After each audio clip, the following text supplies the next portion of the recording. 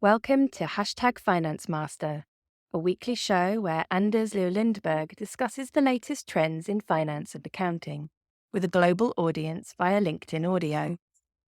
Recorded live, anyone can tune in and take part. Just raise your hand and share the stage. Will you join Anders next time? For now, kick back, relax, and enjoy this week's show. Hello, everyone. Welcome to the Finance Master show. After, I guess it's 4 weeks of holiday, ready to go, energized, and ready with a new series of different shows where we will tap into one of the hottest topics on earth. I think these days, AI, at least spearheaded by ChatGPT and other generative AI solutions. We will try to demystify it for the finance function and kind of what impact it can have. So this morning, we released the article called Demystifying AI and its impact on finance and accounting. There's been a lot of news about artificial intelligence, or AI as we all just call it, lately. So let's cut to the chase and talk about some practical stuff. In this series, we will look at what AI means for finance and accounting. Probably we won't be able to cover everything. And if you have topics that you would like us to cover, then do send us a message here on LinkedIn, and we'll see if we can include that in a series as well.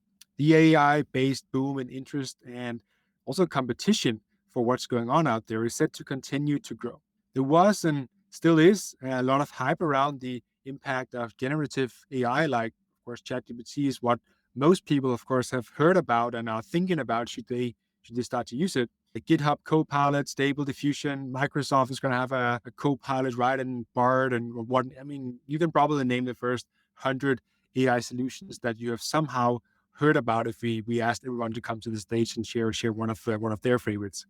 And of course, these solutions can be used for all sorts of different purposes, like creating content, writing code, and or creating images. But you find have a use, and it can probably do that too. Some of this hype is based on theoretical forecasts and future gazing, which has created buzz in the media. I saw one chart that showed that the stock price drop on tech stocks, which we had seen throughout the last year into the beginning of this year, had completely been erased by the generative AI hype. So obviously, investors believe that a lot of the future value creation from tech companies will come from generative AI solutions, and probably beyond that as well.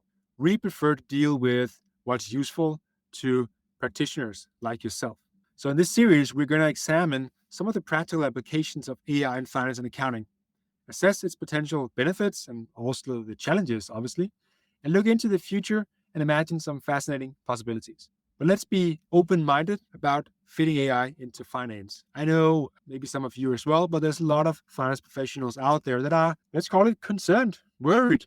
What is the impact of AI going to be on their job, their role, their career and future? And rightfully so. It will impact all jobs. Some very negatively, i.e. AI completely can take over the job, but also a lot of other jobs very positively. I heard one statistic, and I don't know what geographical area it covers, so maybe it was a limited area, but it basically said that 70 million jobs will be, quote unquote, destroyed because of AI, but 90 million jobs will be created. Now, of course, if you are in one of those jobs that will be, let's say, destroyed, that's, of course, a negative impact. But overall, on the economy, it's a positive. And of course, it means that if you see AI taking over your role, you need to develop. You need to take action now to future-proof yourself. After the initial hype settles down, what we usually end up with is an incredible new tool on tools that, let's say, yes, it means we have to evolve our ways of working, but it's one that will eventually enhance our lives. Let's try to see the positive side of it. Our goal should be to move the narrative around AI's impact on finance and accounting from the media-driven concern that this thing will replace me or my colleagues towards how can I utilize this amazing new tool to enhance XYZ, my work, my experience, my team, my company. I won't say the possibilities are endless, but they probably are. It's like Jim Carrey in The Cable Guy, if any of you have ever seen that, where he's standing on the top of some hill and saying, there's no end to the possibilities. And there probably isn't. We just haven't imagined all of it yet. But it's kind of like if we broaden out just to speak about technology, 10 years ago, consulting companies would ask the question, what's the art of the possible? And today I would say, Anything is possible, but you need to figure out how can I make it happen for my company. So let's begin at the beginning. So what is AI? I'm sure we can debate that for hours, but for me, at the highest level and in simplest terms, it's a tool for doing something quickly that takes humans a lot of brain power and a long time to get done, or at least one of these things. Maybe it doesn't take a lot of brain power, but you can get done faster. I don't know if you've tried asking ChatGPT a question. The first time I did it, it was fast, I'd say, in absolute terms, in terms of how I would have answered the question and been able to just type out what it could type out. When I came back from holidays, I continued asking different questions. But the speed at which it answered the question now versus just 4 weeks ago, amazing. It was just double the speed. So it just tells you something about how fast this field is developing. But it can help us get things done faster or easier in case of brain capacity. AI means using computers and software to do tasks that usually need human level intelligence to finish. Now, if I want to write a piece of content for LinkedIn, I can ask ChatGPT to do that. But to really make it really good, I still need to look at it and I still need to form it in the context of you as an audience. If I wanted to do a financial analysis or understand something about an industry, I could also ask ChatGPT to do that. But I would still have specific knowledge that ChatGPT wouldn't. Or I still want it to be presented in a specific way that fits the exact stakeholders that I'm dealing with. ChatGPT wouldn't know that. Maybe a year from now it will. And again, then we are forced to say, okay, what is then my value add? So it's just a constant that we need to think about. What is my value add, and can AI also do that? So what's my next value add? For instance, AI is great at processing enormous amounts of data in seconds in ways that humans aren't able to. As Deloitte's consulting chief AI officer said, at its most basic, AI is a software that mimics and generates human behaviors, planning, generating ideas, understanding speech, and visuals. AI is very good at recognizing patterns, finding anomalies, making suggestions, and summarizing data information, something we've been using computers and software to help us for with decades. It's just faster and perhaps can process even more data. But we've been used to this for decades. I mean, when I got or let's say my mom got our first PC, I mean, it was a 486 processor, and maybe none of you even remember what that is, but it couldn't do much. It could play, I think, Warcraft, the game back then. So I was 10 years old, as many years ago. Today, I mean, I don't know how many million times I have to multiply that with, but we know Moore's law and everything else, right? So this is just going to continue, right? Things are just going to continue to develop. The processing that can be done is going to continue to develop. So, it's not new to us. We know this. We know it's happening. So it's more about what do we do with it and what does it mean for us in practical terms. So before we dig into exactly how this is potentially impacting the finance function, I think a fair question to ask is, so when can we expect an AI-driven overhaul of finance? But let's, even though that we say that we live in a constantly changing world where change continues to happen faster and faster, that is true on the one hand, but also not true on the other hand. Because if we look at humans ourselves, we actually quite we're quite slow to change. And we just need to remember that. So we need to remember just how many opposing forces are standing in the way of this type of technology becoming widespread. We've already seen like unions taking action on AI, taking a toll on industry. Good example is the anti-AI screenwriter strike in Hollywood. We've seen government regulation. So EU, the European Union, has proposed the strictest set of AI regulations in the world. And, social acceptability as more AI generated content floods the web. People may react with their attention and avoid it. Then I'll bring you up, Sean. So I was tagged in a LinkedIn post this morning by one of my colleagues, where one of the bigger creators on LinkedIn, Linus Billunias, he had shared a video of an AI generated video where a person is talking about a topic. And the reason why I was tagged in that was yesterday we were filming for a full day to shoot a LinkedIn learning course. In the future, maybe it's just AI anders doing that shooting and we don't have to actually do it. And I was thinking to myself, where's the fun in that? But hey, that's the development that we're seeing, right? So it's really interesting to see these kind of changes happening. But if you have perspectives or have already seen how AI has impacted your role or your team, feel free to raise your hand and come up on stage and share those perspectives now. Shannon, Welcome to the stage. Feel free to unmute yourself and share your perspective. Yeah, thanks so much, Anders, for putting this on. And hey, everybody from Seattle. You were talking about change, and that is a topic near and dear to my heart. Humans fear change. That is the first response, and that is the amygdala kicking in. It is totally normal. And so, anytime people hear that there is a change coming their way, fear is the first response. And with AI, it is so fascinating because it's not just a job change. This could potentially be an industry change. This could impact livelihoods.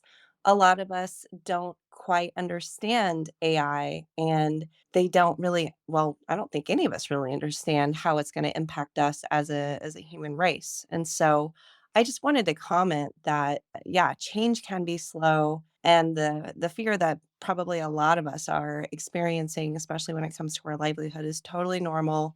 It is our amygdala. And so just wanted to throw out a few points on change and all up neuroscience on there with this field where we don't know where exactly it's going to lead us, how AI is going to impact us at the end of the day.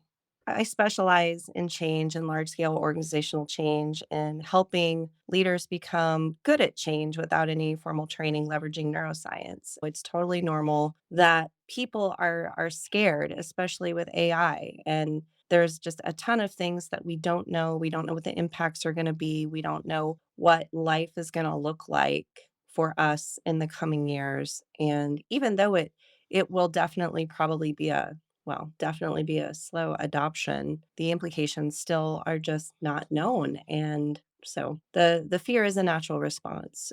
Thanks, thanks a lot for that, Shannon. And I completely agree. I mean, we all know the change curve, right? So we're all going through that at different pace. But I guess the difference perhaps here between AI and other things as well, but let's say initiatives, sometimes we can choose to go through the change and other times we're kind of forced to it.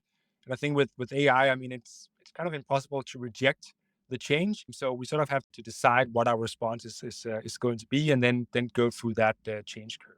But I mean, we've already seen, I mentioned a few of the impacts already, and we've also seen proposals for new federal American agencies to kind of oversee the rollout of AI in the U.S. So no matter how rapid the pace of development of AI is, it's still up to us to adopt the technology. And when this type of technological driven change happens, we, as you say, Sharon, we tend to change slowly. So kind of, good technology does a great job of going unnoticed.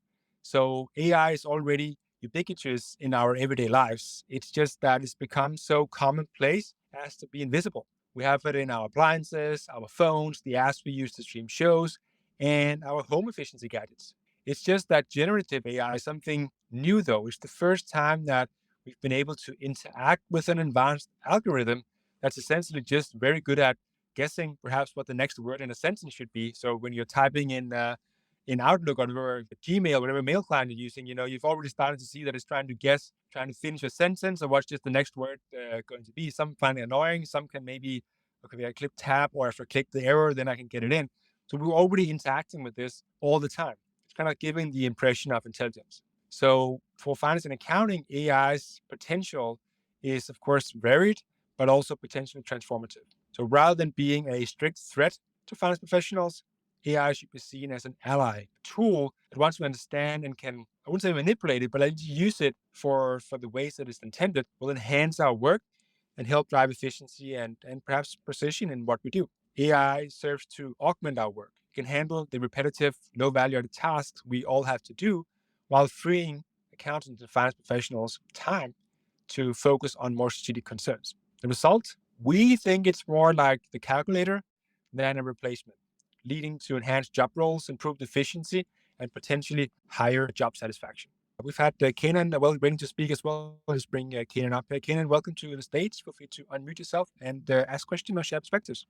Hi, Anders. Hi, Shannon. Thank you so much for giving me the opportunity to ask my question. So yeah, my name is Kaden Borhan Tavakali. I'm currently studying accounting and finance at the University of Southampton. I'm just going to start my second year, and as an undergraduate, one of my main worries is exactly AI. I had that worry starting a few months back when I started to see industry professionals talking about it. And as you said it, I also believe that it's going to transform the industry rather than deleting jobs out of the market. I believe that it's going to, yeah, change the finance industry. I wanted to know, as an undergraduate, both of your perspectives as to how I would be able to adapt myself to that change, because I kind of have that fear, and a lot of the people on my courses as well, to not become irrelevant, but to have skills that our main worry is to be able to adapt to that change within the industry.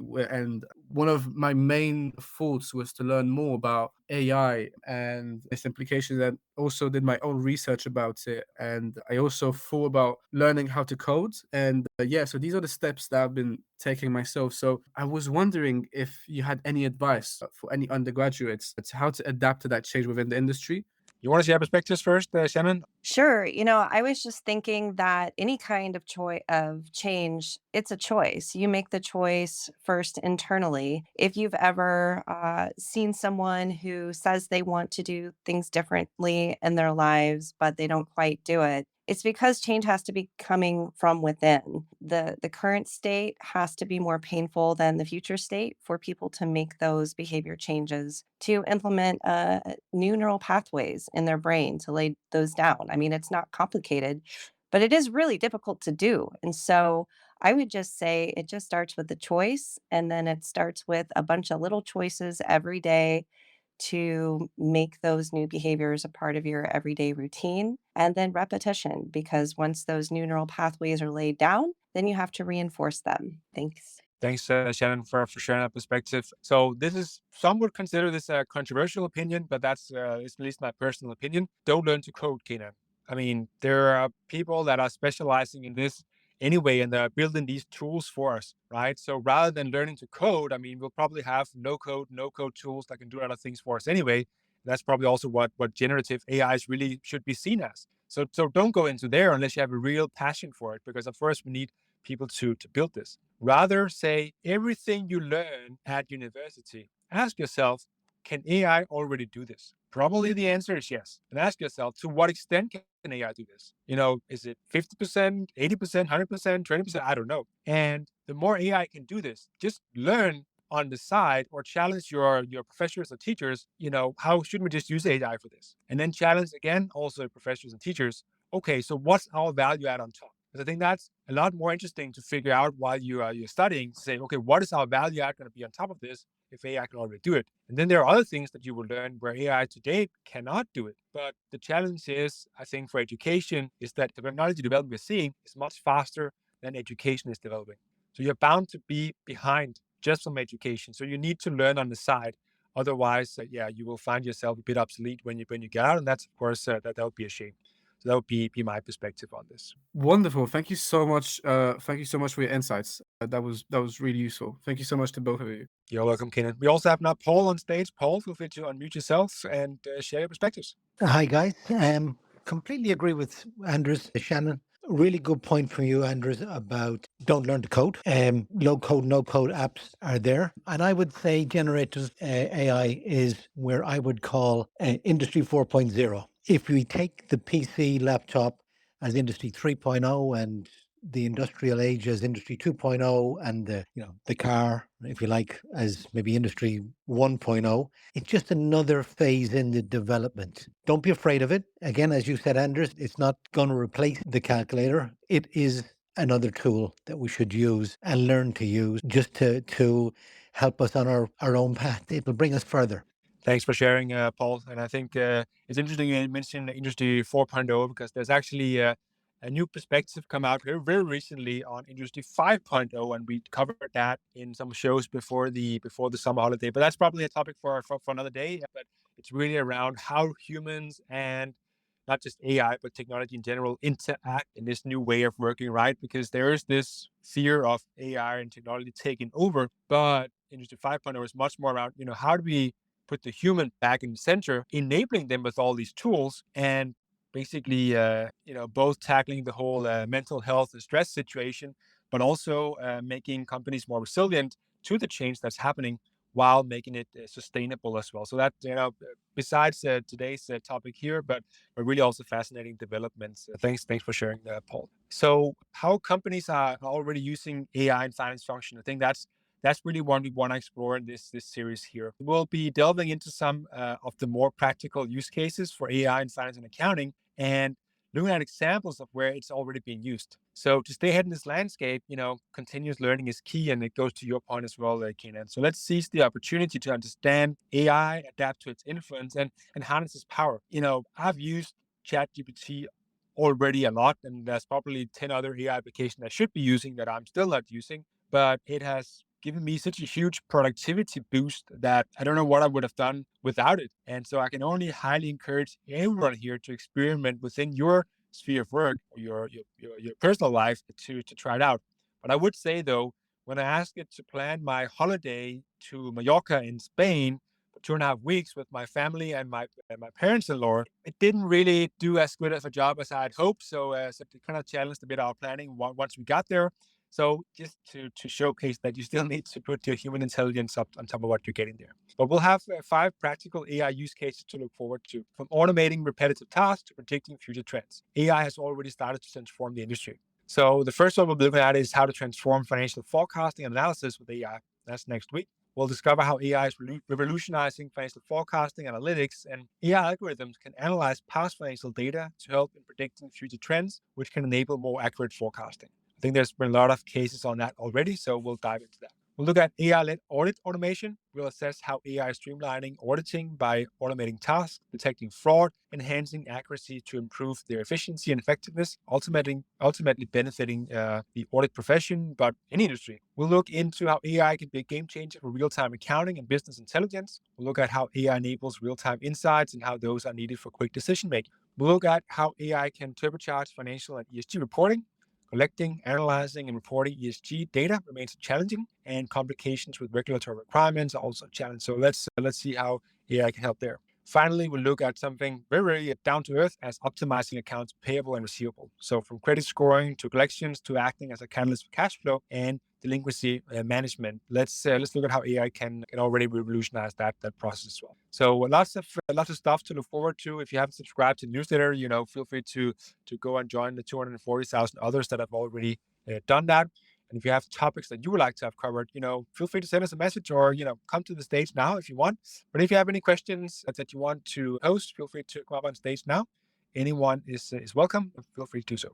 Anders, just one quick comment. You had talked about companies adopting new AI, and I just think it's interesting the reactions to see across various industries. You've got big tech, usually they're the ones helping to push and advance the AI. And then you've got the other end of the spectrum, maybe more older type companies, older mindset, steel companies, utilities.